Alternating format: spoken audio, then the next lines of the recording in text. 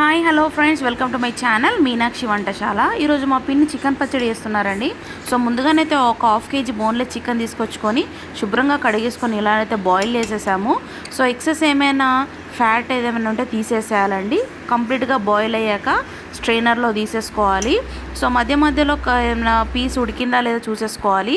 మరి కంప్లీట్గా స్మాష్ అవుతే బాగోదు, జస్ట్ ఇలా నార్మల్గా కుక్ అవ్వాలి. సో స్ట్రెయిన్ చేసేసుకున్న తర్వాత పక్కన పెట్టేసుకోవాలి. కాస్త వాటర్ పోనిద్దాము.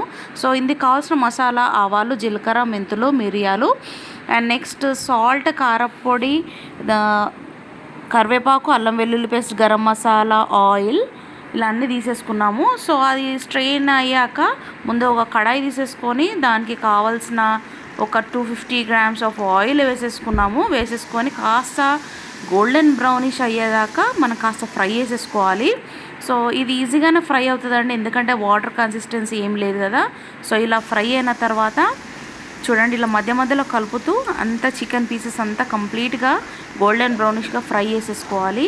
సో నెక్స్ట్ మనం తీసుకున్న వెల్లుల్లి సో డైరెక్ట్ వేసేసాము, జస్ట్ ఏం స్మాష్ చేయకుండా డైరెక్ట్ వేసేసాము. సో దానికి హోల్ గరం మసాలా యాడ్ చేసాము. నెక్స్ట్ వచ్చేసి కరివేపాకు రెబ్బలు ఫ్రెష్వి కడుక్కొని వేసేసుకోవాలండి. కాస్త ఫ్రై అవ్వనిద్దాం. ఇవి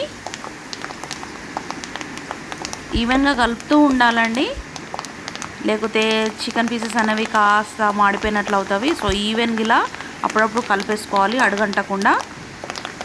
సో నెక్స్ట్ ఇది ఫ్రై అయ్యాక అల్లం వెల్లుల్లి పేస్ట్ అండి, చికెన్ పచ్చడికి సరిపడ అల్లం వెల్లుల్లి పేస్ట్ ఇందులోనే వేసేసి కాస్త పచ్చివాసన పోయేంత వరకు కాస్త ఫ్రై అవ్వనిద్దాము. నెక్స్ట్ మసాలా అండి, ధనియాలు అండ్ క్లోవ్స్ యాడ్ చేసినవి.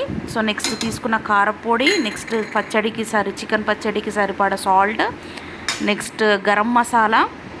చూడండి ఇవన్నీ వేసేసి కలిపేశాక చూడండి పీస్కి ఎంత చక్కగా పట్టేసుకుందో, చూడండి ఎంత చక్కగా ఉడికినట్లయిందో.